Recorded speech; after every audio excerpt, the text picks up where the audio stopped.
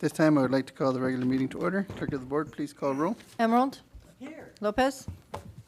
Here. Lopez Cepeda. Here. Solis. Present. Aguirre. Present. Director Arencibia is absent. This is the point on the agenda where members of the public may address the board on matters posted for the special meeting and in accordance with Government Code Section 54954.3, Section A. The board will provide an opportunity for members of the public to directly address the legislative body concerning any item that has been described in the notice for the meeting, before or during consideration of that item. Each person wishing to address an item on the meeting notice in closed session will have 2 minutes to do so. There are no speakers. All right, since there's no communication, I will recess the meeting for the consideration of the following closed session items as posted on the meeting notice. 1, student expulsions, suspended expulsions, reinstatements, Education Code Section 48916-48918, students identified by case and ID number. 2, public employee discipline dismissal release, Government Code Section 54957. 3, conference with legal counsel, anticipated litigation, paragraph 2 of subdivision D of Government Code Section 54956.9. 4, conference with labor negotiator, Government Code Section 54957.6. We will now adjourn to closed session.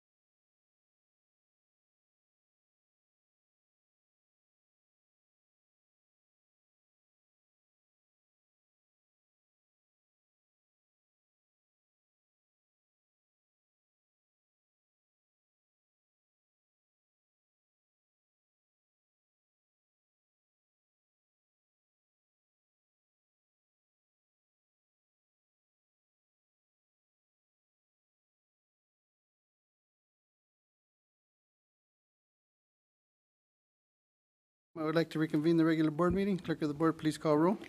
Emerald? Here. Lopez? Here. Lopez Cepeda? Here. Solis? Present. Aguirre? Present.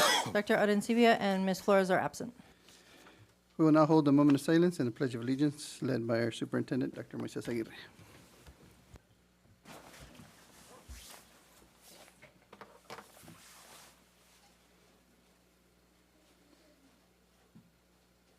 Right hand over your heart. Ready? Begin. I pledge allegiance to the flag of the United States of America and to the republic for which it stands, one nation, under God, indivisible, with liberty and justice for all. Thank you. The board met in closed session preceding this meeting to discuss the following issues. 1, student expulsions, suspended expulsions, reinstatements, Education Code Section 48916-48918, students identified by case and ID number. 2, public employee discipline dismissal release, Government Code Section 54957. 3, conference with legal counsel, anticipated litigation, paragraph 2 of subdivision D of Government Code Section 54956.9. 4, conference with labor negotiator, Government Code Section 54957.6. The board took the following action. Moved by Emerald, seconded by Lopez Cepeda to approve the reinstatement of one student with a vote of Arencibia absent. Emerald, yes. Lopez, yes. Lopez Cepeda, yes. Solis, yes. Moved by Lopez, seconded by Lopez Cepeda to deny the request for leave of absence for one certificated employee with the vote of Arencibia absent. Emerald, yes. Lopez, yes. Lopez Cepeda, yes. Solis, yes. Moved by Lopez Cepeda, seconded by Emerald to deny the request for leave of absence for one certificated employee with a vote of Arencibia absent. Emerald, yes. Lopez, yes. Lopez Cepeda, yes. Solis, yes. Moved by Lopez Cepeda, seconded by Lopez to approve the request for leave of absence for one certificated employee with a vote of Arencibia absent. Emerald, yes. Lopez, yes. Lopez Cepeda, yes. Solis, yes. At this time, I will entertain a motion to approve the agenda for the June 22nd, 2026 regular board meeting. Do I have a motion? We have a motion Second. and a second. Emerald? Yes. Lopez? Yes. Lopez Cepeda? Yes. Solis? Yes. Motion passes 4 yes, 1 absent. We will now have a message from Superintendent Dr. Moises Aguirre. Thank you, President Solis. Good evening and buenas tardes, everybody. Welcome to our June 22nd, 2026 meeting of the Board of Education. This week marks the final week of summer school, so for those students still taking summer courses, make sure you finish strong. Having said that, in 2 days, I will complete 6 years as superintendent, if you count that interim year that was there, and start on my 7th. And somebody very wise once told me that the only thing that is constant in life is change. And so with that, I did want to take an opportunity to acknowledge the work of one Dr. Daniel Winters. I did mention his middle name before he retires. He is someone that has truly offered so much to our Sweetwater family and to the South Bay as a whole. Since he already has had a number of retirement celebrations, I will be brief and simply say thank you for your service, my friend. Now I wish you the best as you move on to the next chapter. I will ask him if he would like to make some remarks. I'll put him on the spot. And you can do them from your seat. I will grant you that. Then I'll ask for cabinet and the board as we have a little something to say thank you for your years of service. And but before we go, I would figure that Dr. Winters would also really appreciate if all his items would go on consent. And so for that, Dr. Winters. Thank you, Dr. Aguirre. I just want to say thank you. I spent a lot of years in this district. 1977, I walked into 9th grade or 7th grade at Castle Park Middle. And then many years at Castle Park High, loved that community, grew up there, and then had the privilege to come back here and after working in Chula to serve the district. I love Sweetwater. I love the staff and students of this community, and I'm grateful for the many years I got to serve and with the wonderful people I've worked with on cabinet, principals, teachers, students, and staff. So it's been a pleasure to go to work. It's never been hard to get up in the morning. So thank you. Thank you very much.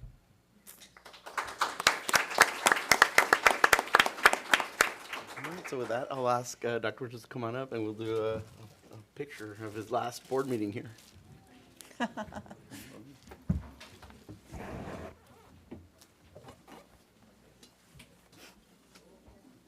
And cabinet as well, yes. There we go.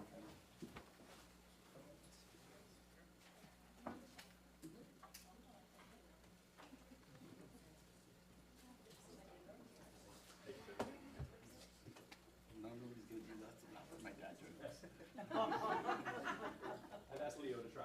Yeah, thank you.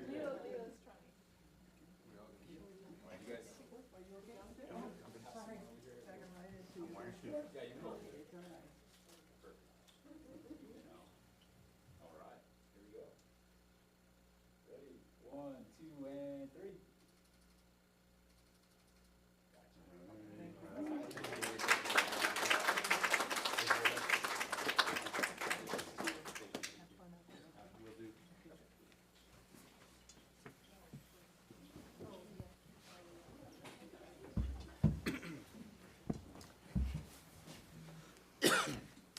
All right, and that concludes my report. Thank you, Dr. Aguirre.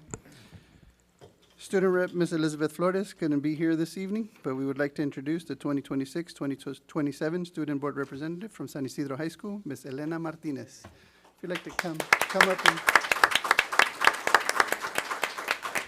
Would you like to say a few words? Yeah, come on.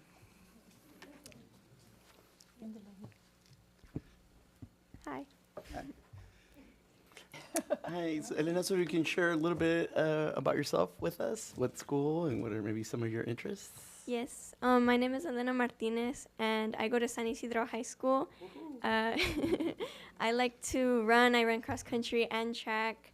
I volunteer at the hospital. I love working in this community, and I'm so excited to be here and start this journey this next year and be with you guys.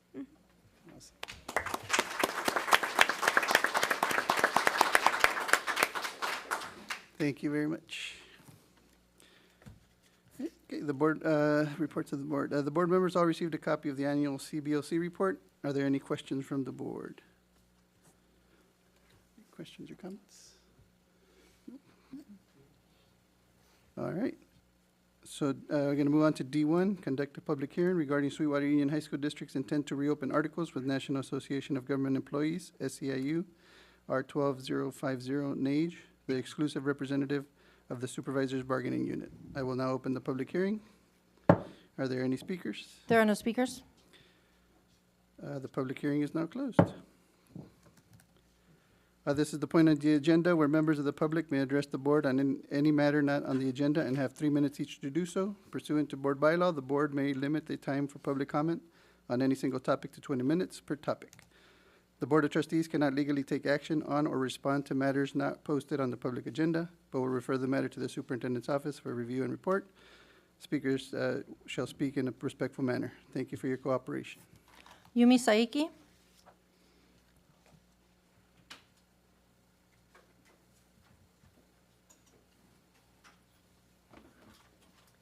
Good evening, President Solis, Vice President Lopez, trustees of the board, and Dr. Aguirre. My name is Yumi Saiki, and I'm the co-vice president of SCGA and a proud launch virtual academy counselor. We'll go a little bit off script and say, again, echo the congratulations to Dr. Winters. He, as I was sharing with my 2 children who are back here, that Dr. Winters actually worked with my mom for many years at Castle Park High School and is one of those figures that really loomed large, no pun intended, as I grew up going to Castle Park High School's many events and is something that I hope is a big part of the reason why I decided to come back, because I think our district really is about family and community and building those relationships. So congratulations, and as a counselor, you have always been incredibly supportive of our work and patient with our many questions, so thank you. I also wanted to take a moment to celebrate the success of Sweetwater's first binational graduation ceremony in Tijuana. As counselors, we sometimes have the privilege of hearing student stories. We know that many of our students navigate challenges that most people never see. Some cross an international border before the day even begins, and some carry the hopes of their entire families on their shoulders. This event felt especially meaningful because one of my own students at Launch Virtual Academy participated in the ceremony. Although she only joined us this school year, I had the opportunity to learn about her journey, her challenges, and her dreams for the future. She shared how much it meant to her and her extended family to celebrate this milestone together. For them, this was more than a graduation ceremony. It was an opportunity for everyone who supported her along the way to share in a moment that they will remember for the rest of their lives. Congratulations especially goes to this board, to Dr. Aguirre and Ms. Sonia Picos on this incredible success. It took a commitment to students and families to make this event happen, and as a counselor, I am especially proud that our district continues to find meaningful ways to ensure that students and families feel seen and valued and included. This graduation embodied the very best of what we as a district promise: to meet students where they are, to honor their lived experiences, and to create opportunities for families and communities to celebrate together. I also want to thank the district for providing transportation for staff who wished to attend.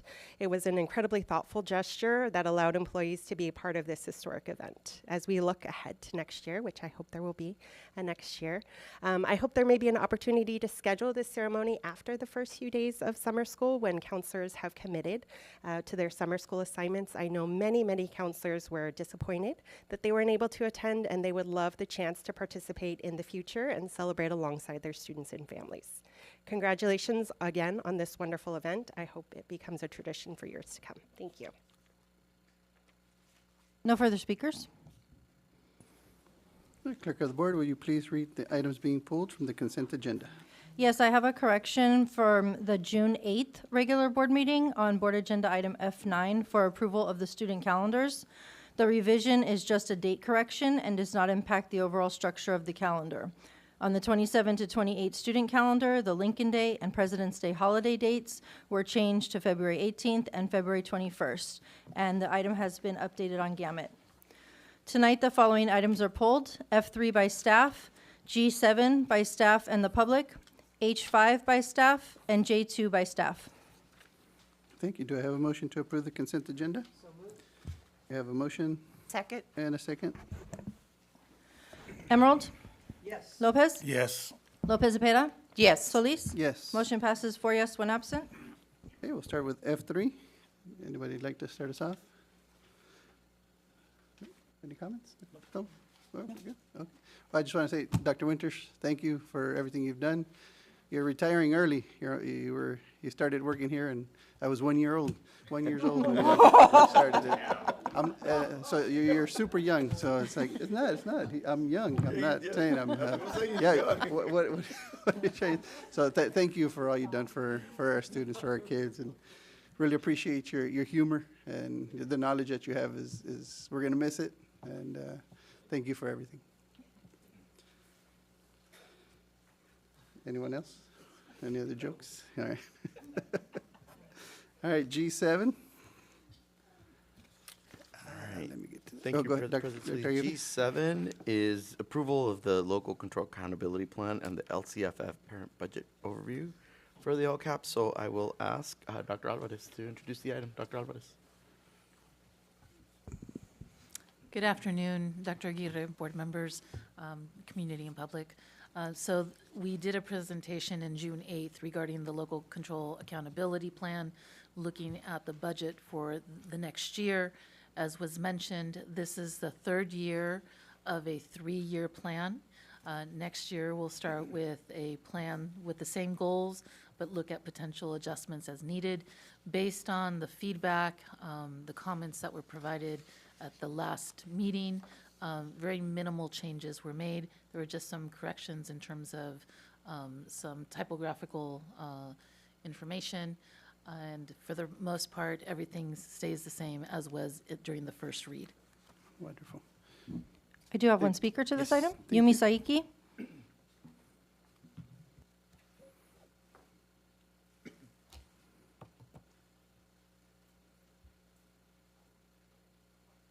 Good evening, trustees of the board. In addition to my previously stated roles, I am also the SUGA bargaining chair. I appreciate the work that has gone into developing this year's LCAP. With my time the last 2 years on CAB, I don't think I quite understood or appreciated how much work and how labor intensive it is. So I appreciate everything that Dr. Alvarez has shared with the Counselor Advisory Board as far as all of the work that goes into it.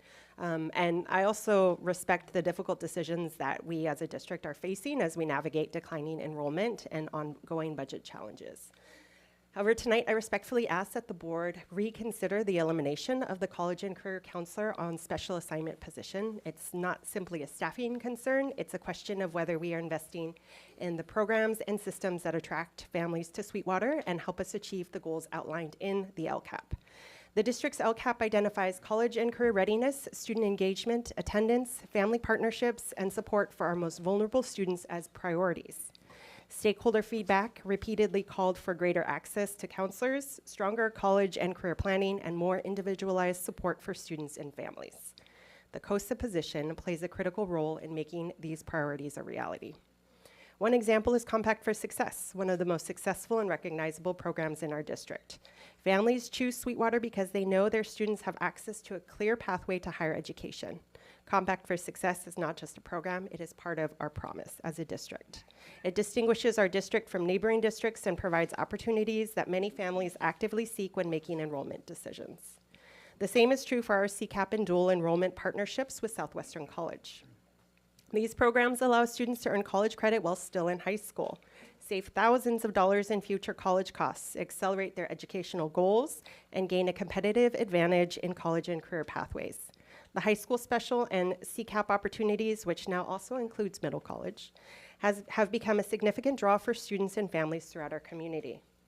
The counselor on special assignment has been instrumental in supporting, coordinating, expanding, and troubleshooting these opportunities for students. Without dedicated district-level counseling leadership, I worry about the long-term sustainability and growth of these programs that have become a defining feature of the Sweetwater experience. From a budget perspective, it's also a strategic conversation. When we talk about declining enrollment, we often focus on reductions, but we must also focus on retention and recruitment. Every family who chooses to stay in Sweetwater because of Compact for Success, dual enrollment opportunities, strong counseling support, and clear college pathways contributes to the district's long-term financial stability. Reducing a position that helps coordinate and strengthen these signature programs may create short-term savings, but it also risks weakening programs that generate long-term value for students and help keep families in our district. Tonight, I respectfully ask for 3 things. First, I ask that the board request a formal analysis of how the reduction of the COSA position may impact the district's ability to meet LCAP goals related to college and career readiness, attendance, family engagement, and support for high-need student groups. Second, I ask that district leadership meet with SCGA and other educational partners to review the specific responsibilities currently assigned to the COSA and identify the impact of reducing those services. And third, I ask that the board explore restoring the COSA position to full capacity as a strategic investment in student success. At a time when every student matters and every enrollment decision matters, we should be strengthening the programs that families seek out, not reducing them. Thank you for your time. Thank you. Questions or comments from the board? Well, I would like to see some further discussion and analysis of this as well. The programs that she's noted are very important. We know, and I know we're juggling a lot of priorities and fewer dollars. But we don't want to be short-sighted either. We want to think about how we can have a greater impact in a positive way on the outcome for our students long-term. So I hope that we'll take a look at that. Thank you.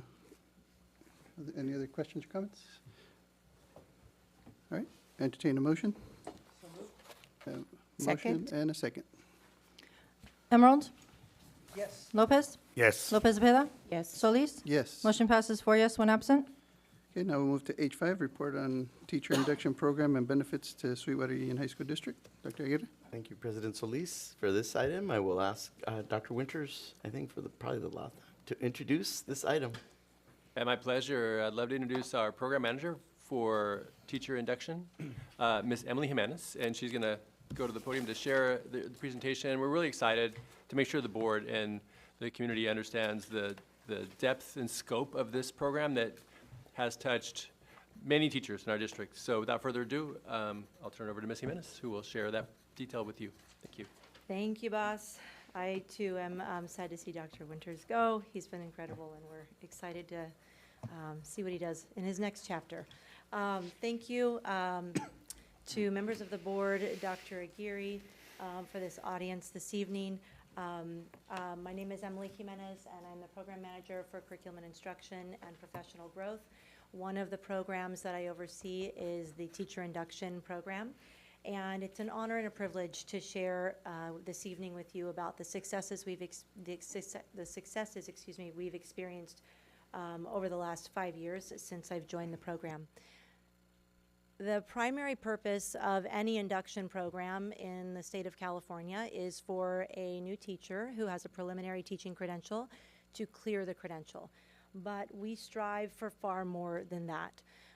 We strive to build professional capacity and to teach or to increase teacher efficacy in the district, ultimately through various levels of support, through mentorship and professional development that we provide to our teachers. And the intention is for our new teachers to start in their first year of teaching. The program structure is relatively simple. As a program manager, I oversee all of the requirements and personnel, including our 2 induction TOSA mentors, one of whom which serves general education teachers and one of whom serves special education teachers. Previously, they've been full-time. Going forward, they are going to be serving in a part-time capacity. We have a wonderful admin assistant who helps keep us organized, and we have a healthy pool of induction extra duty mentors who are fantastic site teachers who serve up to 3 candidates per year. And in this past year, we were honored to serve 99 new teachers, and all of this is overseen by our joint governance panel, who consists of 5 SEA members and 4 administrators. One thing to make note of, too, in our program is that in all that we do, we are focusing on infusing the Sweetwater way, making sure that we are paying attention to our unique demographic of students, serving their needs, and staying aligned with our Sweetwater district instructional focus. To my knowledge, induction arrived in Sweetwater in 2016. I came on board in 2021, and since then, we have served in this capacity with this program structure.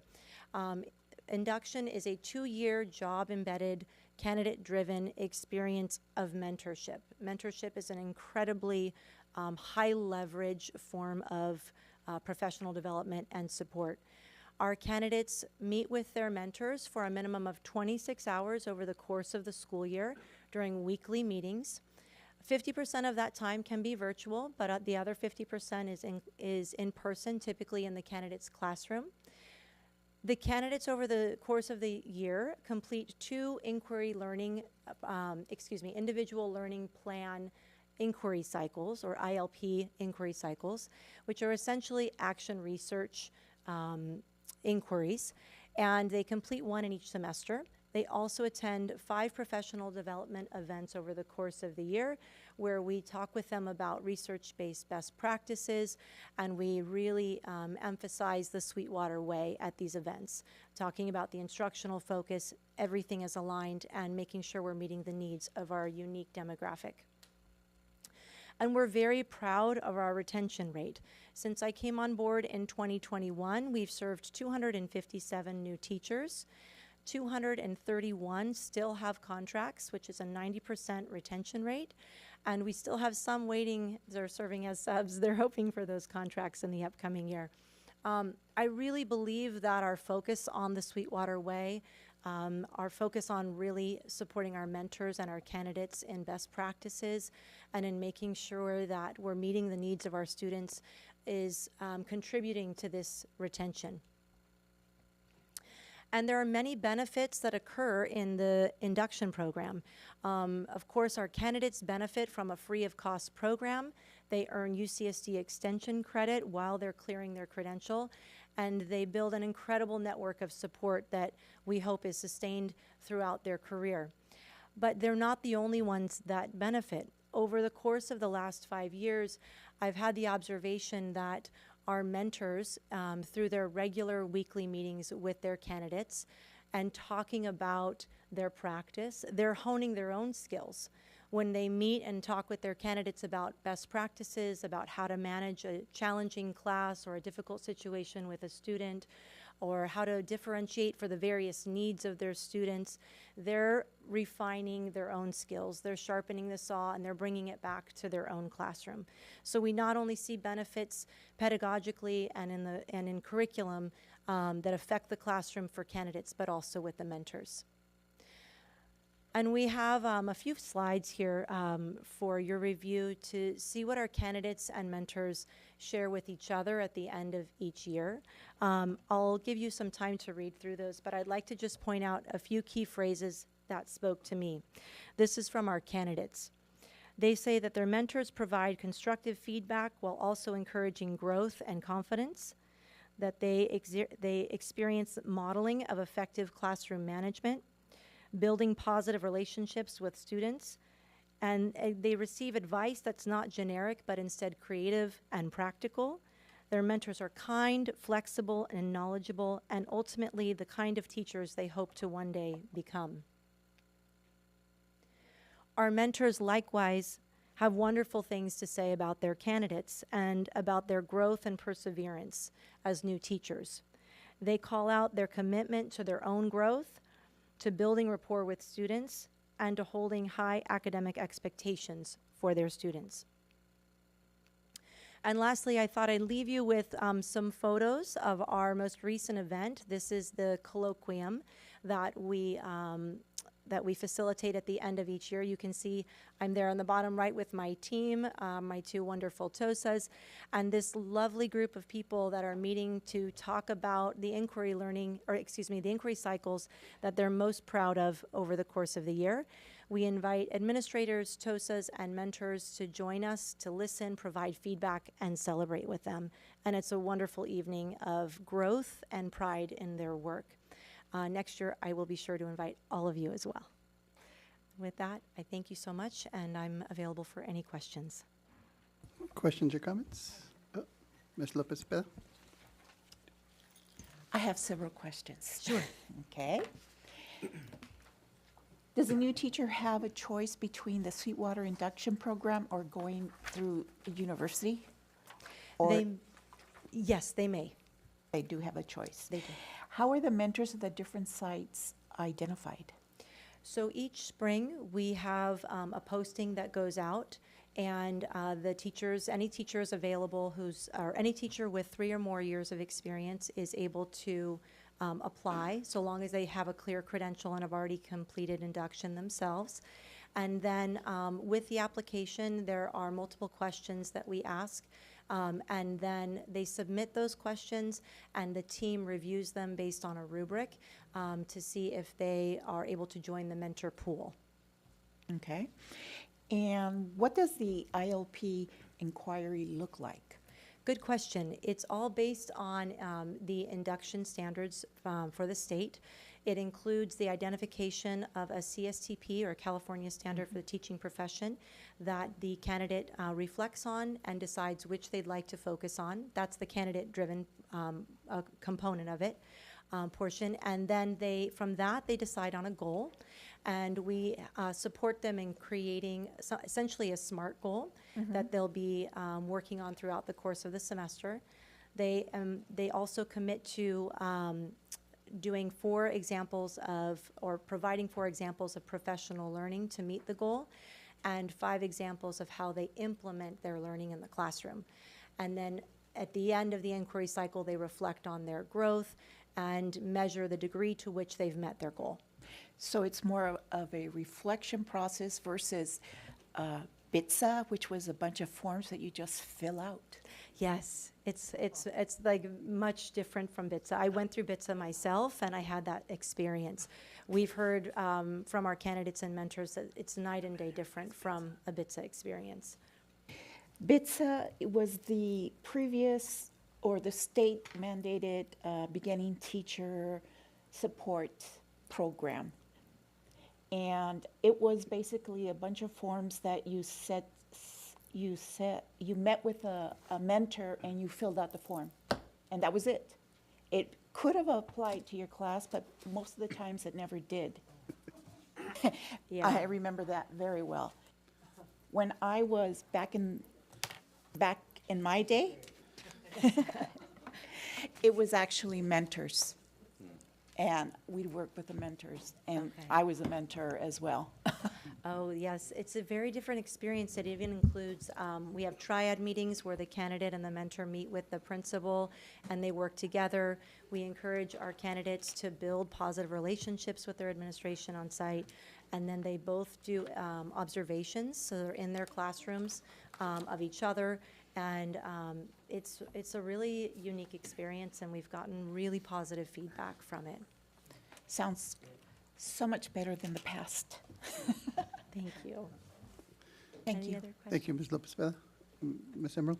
Great report, and you. thank you for your questions. Your questions were very informative, and your experience really gave color to this and context, so thank you for that. And this report really is, it's a whole new way of bringing young teachers and mentors together and improving the process, yeah.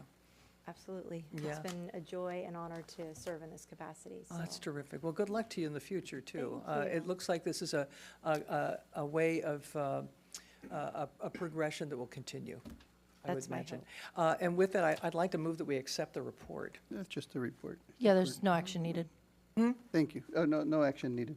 Well, So just accept we're it, good. that's Yeah, all. yeah. Okay, that's fine. Thank you, Ms. Jimenez. Thank you, Appreciate thank you. Thank you. All right, J2, adopt the Sweetwater Union High School District's 2026-2027 proposed budget. Dr. Aguirre? Okay, thank you for that, President Solis. As you may recall, at our last board meeting, we held a public hearing on our district's proposed budget for the 2026-27 fiscal year. So I will ask our CFO, Dr. Sockel, to present the item. Dr. Sockel. Thank you, Dr. Aguirre, and good evening, President Solis and Board of Trustees, Cabinet, and community. We are providing this information. It's similar to what we shared on the 8th. Since then, the state legislature has come up with an agreement that has now gone to the governor, and so we're awaiting his actions and his final approval.